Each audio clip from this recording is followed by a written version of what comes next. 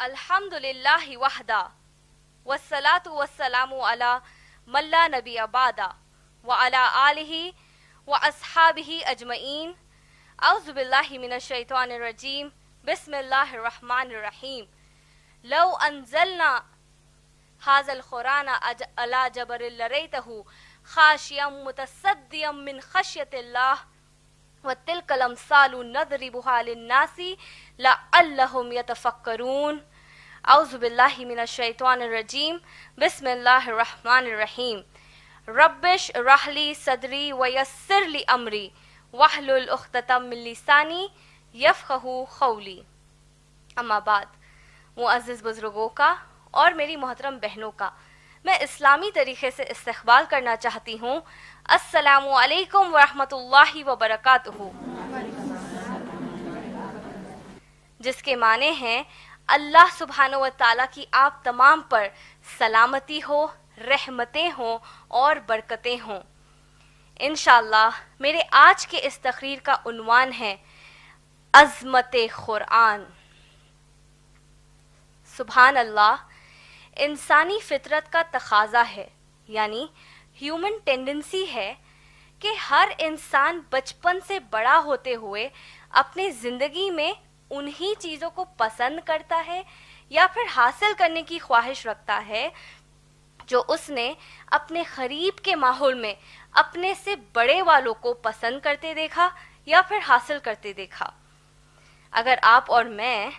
Expert psychologist یعنی ماہرین نفسیات کی بات مانیں تو ان کا کہنا یہ ہے کہ اگر کسی ڈاکو کے بچے کو پڑھنے لکھنے والے بچوں کے بیچ میں رکھ کر بڑا کیا جائے تو پھر وہ اپنی زندگی میں انہی چیزوں کو اپنے لیے پسند کرے گا جو اس نے اپنے ساتھ والے پڑھے لکھے بچوں کو پسند کرتے دیکھا. اور بالکل اسی طرح اگر کسی اچھے پڑھے لکھے گھرانے کے بچے کو ڈاکوؤں کے بیچ میں رکھ کر بڑا کیا جائے تو پھر وہ بچہ اپنے لیے وہی چیزوں کو پسند کرے گا جو اس نے ڈاکوؤں کو پسند کرتے دیکھا اور اپنی زندگی جینے کا وہی راستہ اپنائے گا جو اس نے ڈاکوؤں کو اپناتے دیکھا. مختصر میں یہ کہ ہر انسان کو صحبت کا اثر ہوتا ہے، اور اس بات کی تصدیق خود ہم سب کے پیارے نبی کریم محمد رسول اللہ صلی اللہ علیہ وسلم نے ایک حدیث میں یہ کہتے ہوئے بیان کیا: اچھی صحبت اپناؤ کیونکہ صحبت کا یقیناً تم پر اثر ہوتا ہے. اگر آپ غور کریں گے تو اکثر ہر انسان کو سب سے پہلی صحبت پیدا ہوتے ہی اپنے والدین کے ذریعے اسے گھر میں ملتی ہے، اور والدین کے علاوہ جو دوسرے لوگ ہوتے ہیں گھر میں ان سے بھی ملتی ہے. اسی طرح کسی بھی علاقے کے ایک گھر کو اطراف کے تمام دوسرے گھر والوں کے حرکات کا اثر ہوتا ہے. ویسے ہی ایک بستی کو دوسرے بستی کا اثر ہوتا ہے، اور جس قسم کی اور جس خصلت کی جتنی زیادہ بستیاں کسی ایک شہر میں ہوں گی تو پھر اس شہر کے ماحول کا اثر اطراف کے تمام دوسرے شہروں پر پڑتا ہے.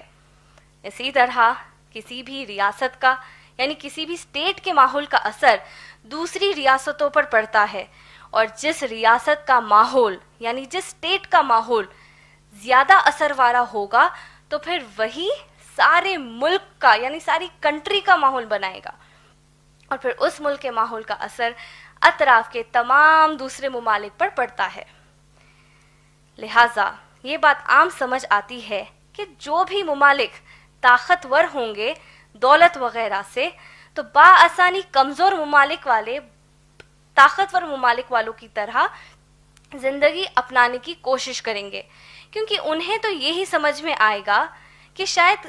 طاقتور ممالک والوں کی طرح زندگی گزارنے میں ہی کامیابی ہے. اور پھر امیر خواہش کرے گا کہ وہ ہمیشہ امیر رہے،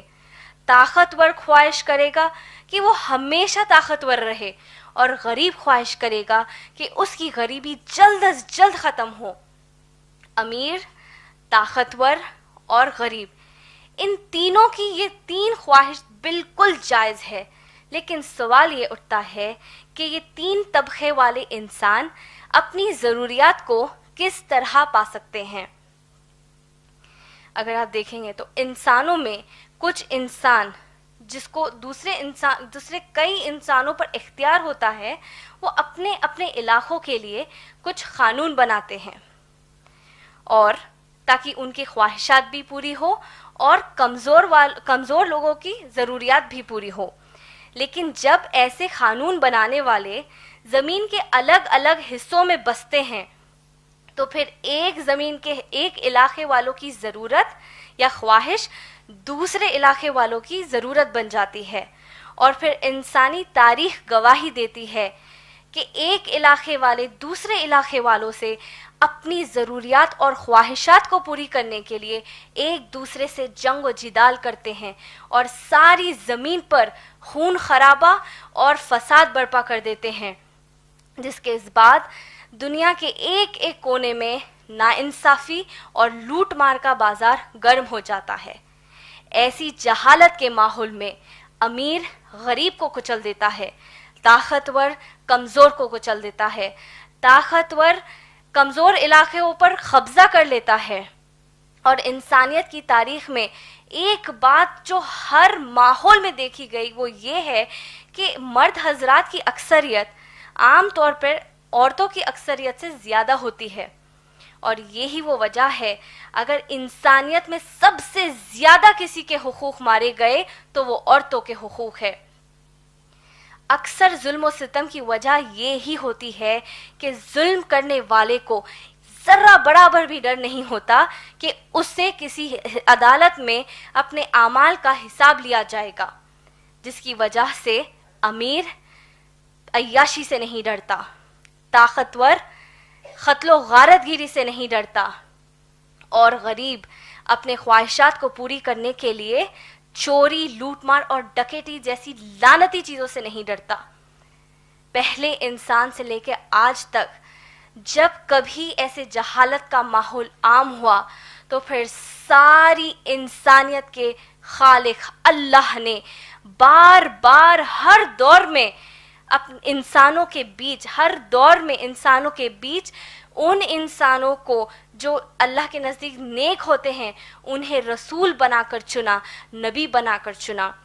اور ان رسولوں کو اپنے دور میں ہونے والے ناانصافیوں اور ظلم و ستم کو ختم کرنے کے لیے ہدایت کی کتابیں نازل کیں، اور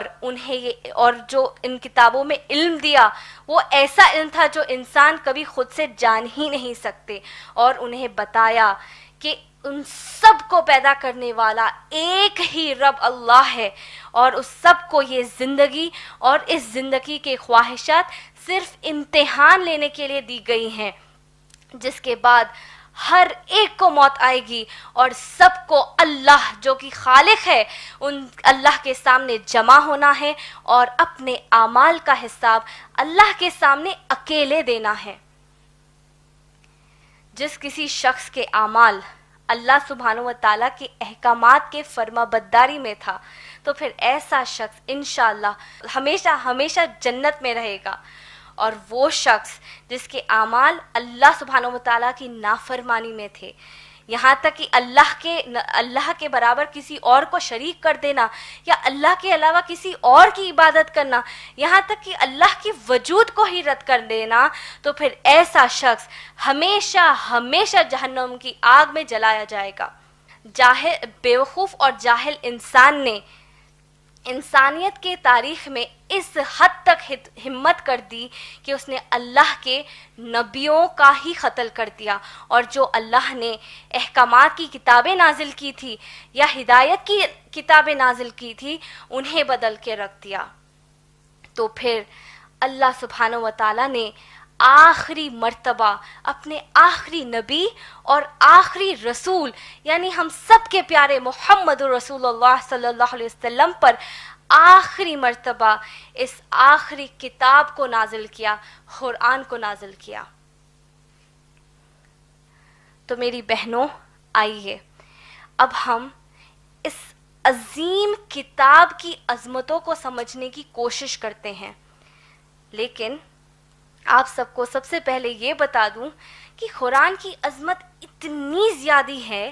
کہ اگر میں قرآن کی عظمت پر بیان دیتی چلی جاؤں تو آپ تمام سننے والے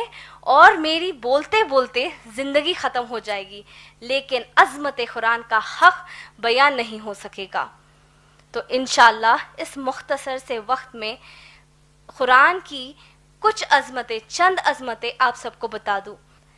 قرآن کی سب سے بڑی عظمت یہ ہے کہ اللہ سبحانہ و تعالیٰ نے جس رات اس کتاب کو نازل کیا تھا وہ رات اللہ کے نزدیک اتنی اہم ہے کہ اللہ سبحانہ و تعالیٰ نے اس رات کے نام کا سورہ اس قرآن میں نازل کر دیا، جو سورہ قدر سورہ نمبر 97 ہے، جس میں اللہ سبحانہ و تعالیٰ فرماتے ہیں، سب سے پہلے اللہ کہتے ہیں کہ بے شک ہم نے اس کو یعنی اس کتاب کو قدر والی رات میں نازل فرمایا۔ اور پھر اللہ سبحانہ و تعالیٰ دوسری آیت میں یہ کہتے ہیں کہ آخر یہ تم کیا جانتے ہو کہ لیلۃ القدر کی رات کیا ہے؟ اور پھر تیسری آیت میں اللہ سبحانہ و تعالیٰ خود جواب دیتے ہیں کہ قدر کی رات 1000 مہینوں کی رات کے برابر ہے۔ تو ماشاءاللہ ہمیں یہ بات سمجھ آتی ہے کہ اس رات میں اگر آپ میں سے یا ہم میں سے کوئی عبادت کرتے ہیں تو اللہ کے نزدیک وہ 1000 مہینوں کی رات میں عبادت کرنے کے برابر ہوگا۔ دوسری بات یہ جو قرآن کی عظمت یہ ہے کہ جس طرح قرآن سے پہلے والی کتابیں جیسے کہ تورات، زبور اور انجیل کو یہودیوں اور عیسائیوں نے بدل دیا تھا، اس طرح قرآن کو پوری انسانیت بھی اگر مل جائے تو اس کو بدل نہیں سکتے۔ بدلنا تو دور کی بات ہے، ایک حرف کو بھی ادھر کا ادھر نہیں کر سکتے۔ کیوں؟ کیونکہ اللہ سبحانہ و تعالیٰ نے سورہ ہجر سورہ نمبر 15 کی آیت نمبر 9 اور سورہ فصلت سورہ نمبر 41 کی آیت نمبر 42 میں یہ اعلان کیا کہ اللہ خود اس کتاب کی ایک ایک حرف کی حفاظت کریں گے۔ قرآن کی عظمت یہ ہے میری بہنوں کہ اللہ نے جس نبی پر یہ کتاب نازل کی وہ امی تھے، یعنی وہ جس کو پڑھنا لکھنا نہیں آتا تھا، اور اس بات کی تصدیق اللہ سبحانہ و تعالیٰ خود سورہ عنکبوت سورہ نمبر 29 کی آیت نمبر 48 میں کرتے ہیں۔ سبحان اللہ، قیامت تک کوئی انسان یہ بول ہی نہیں سکتا کہ محمد صلی اللہ علیہ وسلم نے نعوذ باللہ قرآن خود ہی سے لکھ لی تھی۔ قرآن کی عظمت یہ ہے کہ اگر ساری انسانیت بھی اگر جمع ہو جائے تو پھر بھی وہ اس کتاب میں ایک غلطی نہیں نکال سکتے، کیونکہ اللہ سبحانہ و تعالیٰ سورہ نساء سورہ نمبر 4 کی آیت نمبر 82 میں فرمایا کہ کیا تم لوگ قرآن پر غور نہیں کرتے کہ اگر یہ قرآن اللہ کے علاوہ کسی اور کی طرف سے نازل ہوتا تو اس میں بے شمار غلطیاں ہوتی۔ اور قرآن کی عظمت یہ ہے کہ اگر آپ کسی بھی دوسری مذاہب کی کتاب پڑھیں گے یا دوسرے ممالک کی قانون کی کتابیں پڑھیں گے تو قرآن سب سے پہلی کتاب ہے جو ہم عورتوں کو علم حاصل کرنے کا حق دیتی ہے۔ قرآن ہم سب کو انہیریٹنس رائٹس دیتی ہے، یعنی وراثت میں حصہ پانے کا حق دیتی ہے، معیشت کا حق دیتی ہے یعنی اکنامک رائٹس دیتی ہے، اپنی پسند سے نکاح کرنے کا حق دیتی ہے، اور بے شمار حقوق عطا فرماتی ہے۔ قرآن کی عظمت یہ ہے کہ اللہ نے اس کتاب کو کسی ایک قوم کے لیے نہیں، کسی ایک قبیلے کے لیے نہیں، بلکہ ساری انسانیت کے لیے ہدایت کی کتاب بنا کر نازل کیا۔ میری بہنوں، یہ کتاب وہ ہے جو ہمیں گمراہی سے نکالتی ہے اور سیدھے راستے پر لاتی ہے۔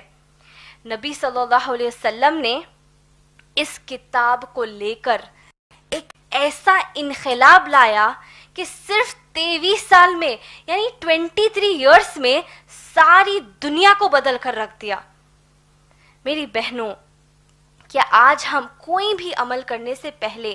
یہ سوچتی ہے، ایک لمحے کے لیے بھی سوچتی ہے کہ کیا میرا عمل قرآن کے مطابق ہو رہا ہے یا قرآن کے خلاف ہو رہا ہے؟